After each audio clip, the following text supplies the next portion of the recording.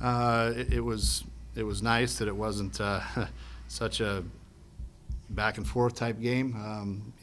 Timmy set the tone very well and came out and threw the ball outstanding. So it was big. It was needed from a confidence booster perspective, a team morale perspective, and then just offensively coming in immediately putting a couple runs across was big.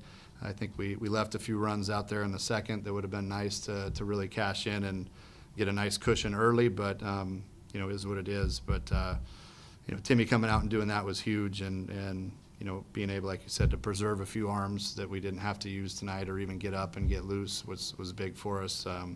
Austin Humphreys threw the ball really well tonight and looked kind of more of the Austin Humphreys that we expect, I guess. He's been working on a couple mechanical things with Sam, and that looked to pay dividends tonight. It looked really good coming out tonight with him, and then we were able to get Will Rogers in the game, which we've wanted to do here for a little while.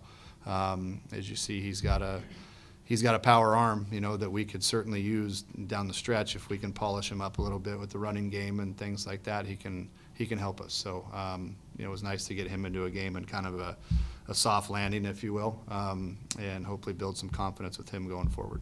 The guys seemed a little surprised that Will was getting up to 94. Was that a little shocking to you? No. I've seen it before. I think they were just excited for him, that he was cutting it loose and letting it go and feeling good. But I've seen that out of him before, and anybody that's seen him throw the ball from the outfield knows that type of velo is in there. I actually think there's more in there once he starts really getting comfortable. But he's got good breaking stuff as well. So that's something that we could build upon, hopefully, with him and continue to keep him getting sharper and sharper. Is there a role for him in the staff as the games get bigger and bigger down the stretch? Well, that's what we wanted to find out. Is you don't know unless you get him in a game and start seeing him react and put him in situations, game situations. So that's why it was imperative to get him into a game like this tonight and see how he did. And we'll continue to look for situations to get him on the bump, but also we have not given up on his bat either. He still is a threat offensively as well. So it's just a matter of getting him in the right situations where he can be successful. Last week couldn't have gone worse for Timmy. This week he couldn't have gone better. Four perfect innings or 3 perfect innings. What did you see out of him today? What was working, and what do you think? What did he change from last week? Just confidence, I think, that type of thing. Just came out and threw the ball aggressively and was on the attack mode tonight, and everything just looked a lot more confident with him. So I think that was something we talked about after last week. Was obviously not it's a day we all want to forget about, but when you have those type of days, you try to learn from them, and we talked about it like, hey man, you're getting the ball again. Don't start doubting yourself. You have really good stuff, and just breathing confidence into him. And he came out tonight and was excited to get a chance to start again and did very well. So again, and the great part about it was he got us 3 innings, 35 pitches, so he was very efficient, and we're able to bring him back and be ready for this weekend. Is that why you didn't let him go longer? Correct. Yeah, we just he gave us what he needed to give us. We figured if Maddie and Tim could give us 5, we would be in decent shape for what we had, and go from there. And both those guys would be available for the weekend. What's kind of the plan given how things went today pitching wise? Who do you plan on using, and who do you plan on starting, I guess, specifically tomorrow? We're going to probably start with Ross Dunn tomorrow, and open with him. I don't know how long he'll go, but probably a couple innings is my guess. Something just to kind of keep him sharp. And his bullpen day was today. We didn't use him today, so we're going to start him tomorrow. And we'll see how long he goes. I'm not sure. We'll determine that as the game goes. But get him out there tomorrow and get him a couple innings of work, and then get him ready for the weekend as well. So that effectively gives Timmy an option to start this weekend. Is that something that you might try and move him into again like you did earlier in the year? Not necessarily. We're going to do, we got to get through tomorrow first, and then after tomorrow we'll look at the weekend and see how we match up or what the best matchups are, and then go from there. But we got to get through tomorrow first, and tomorrow's a big game for us, so we got to come out ready to play tomorrow. For a guy like Austin and even Will to come in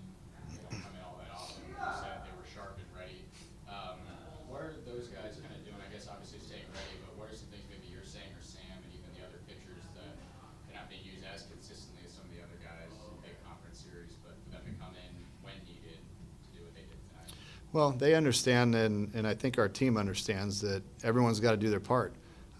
We can't just keep running the same guys out there. They're gonna wear down and break down. So guys are gonna have to step up, and that's kind of been, you know, the mantra with when we have our meetings, you know, basically daily or every game day. It's, you know, everyone's got to be ready to do their part, and you get your opportunity and you're called upon. You want more playing time, then do your job when you get the opportunity. And we try to do our best to keep those guys sharp throughout the week. If they're not pitching on the weekend, we'll try to give them live ABs, you know, against some of our hitters that aren't getting the amount of at-bats that they want either, to keep those guys sharp. So when they do get an opportunity, they're getting the best chance to be successful. So, you know, like I said, Austin did a great job tonight. Will did a good job.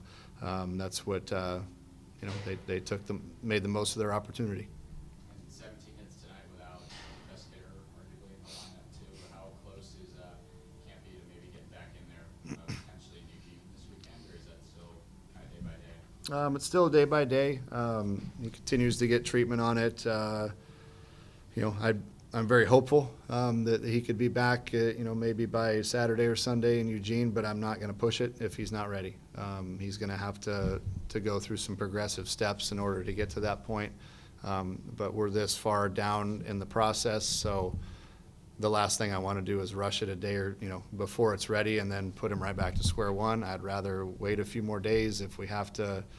You know, nobody wants him back in the lineup more than I do, you know, other than maybe himself. But, you know, it's one of those things where we're weathering the storm without him. We're doing okay without him.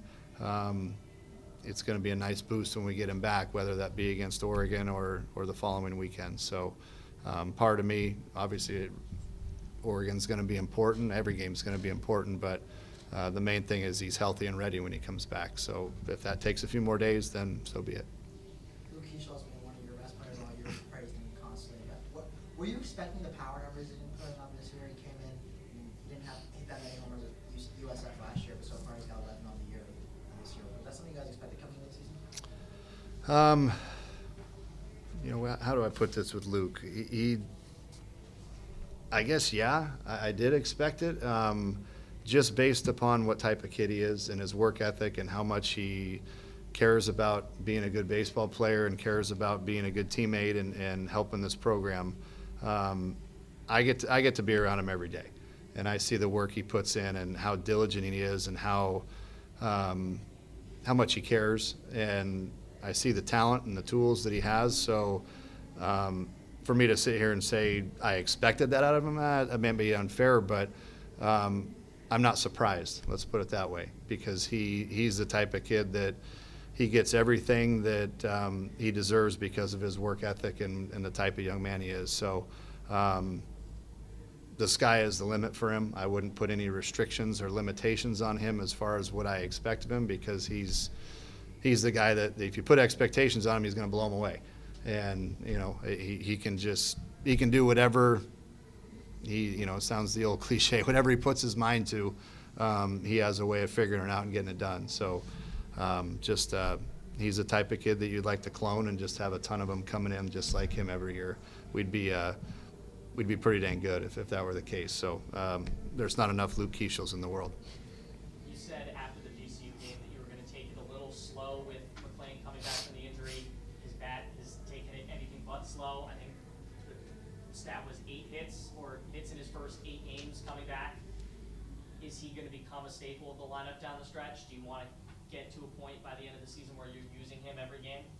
I plan on using him every game. So as long as he's healthy and his hand isn't giving him any problems, he'll be in there. So he's, we got to take it, be smart about his legs. I think is when you first jump back into playing after not playing for a while, that 3-4 week mark is usually, when you got to make sure you take care of the legs especially. So we'll discuss that as a training staff and talk with Jesse and see if there's a day maybe we give him a DH spot, that type of thing, just to keep his bat in the lineup, but get him off his feet a little bit. But maybe tomorrow might be the day for that. But bottom line, he's a staple in the lineup, and I think hopefully you guys can see why I was so excited at the beginning of the year to get him in the lineup. Luke Hill, 3 RBI today, and he's became a key contributor as a freshman. How has his kind of bat and defensive play progressed throughout the season? Luke has been, he's a young man that is, again, very high potential ceiling. We got to keep grinding with him and keep him mentally sharp. And when he's focused like he has been lately, he's pretty good. And defensively, there's still, there's always going to be things that you can fine tune and get better at. The facts are he knows that, and he's going to keep grinding and keep working. And, we're not going to take our foot off the throttle with him because he's the type of kid that needs to be challenged daily, I think, and he responds to challenges very well. Luke and Luke both going yard today. I mean, it seems like they've been very, very close this year. Obviously, in the middle infield, both named Luke, so many similarities. How have you seen their relationship kind of progress this year? Well, Luke Keishel is kind of the big brother to Luke Hill, I guess, and there's times when Luke Hill makes a freshman mistake or a young guy mistake, and Keishel, you can just see him boiling inside, and he gets mad. And I say, handle it, man. You're getting paid babysitting hours. You got to go handle him at times. And so they have really developed, from what I can tell, a pretty good relationship out there in the middle, always talking. But that I've told Luke Hill to, if you want to know what it's like to be a baseball player, you follow Luke Keishel around and just watch and do what he does. That's going to be the best way for you to learn how to be a pro and how to be what you're supposed to be as a baseball player. So I think he's taken to that. There's still room to grow for Luke Hill, and I think I told Keish, you just stay on him, man. If you start seeing him fade out and lose focus, you grab him and make sure he's your job out there too. Sometimes you guys got to feed off each other, and Keish has done an outstanding job with him and continuing to progress and teach him, I guess, as a teammate out there. It was also kind of surreal for you, having played on the infield for most of your career, to see those two guys sort of mesh the way they have, and being someone who maybe even sees a little bit of yourself in them. Have you sort of had those thoughts at all? Those two are way more talented than I was. So, for me, I've turned the page on as a player, but, at times what they're thinking, what they're feeling, because I've been in those shoes before. And that to me is, I guess, what I can bring to them as a coach, is I understand, because I've been in those shoes when, the other day when Luke Hill had a tough day defensively. I've been there, man. I get it. It sucks, where you're starting to doubt yourself, but the best way out of that is to stay aggressive with your feet. And, we worked on it the next day and hopefully got him right back in the groove so it doesn't linger. And so I guess that's what I can offer to these guys, is the fact that good or bad, I've been there. Not quite as good as they're doing, but on the bad side, I've been there more often, I guess, to where I'm able to help them along and help them through those times.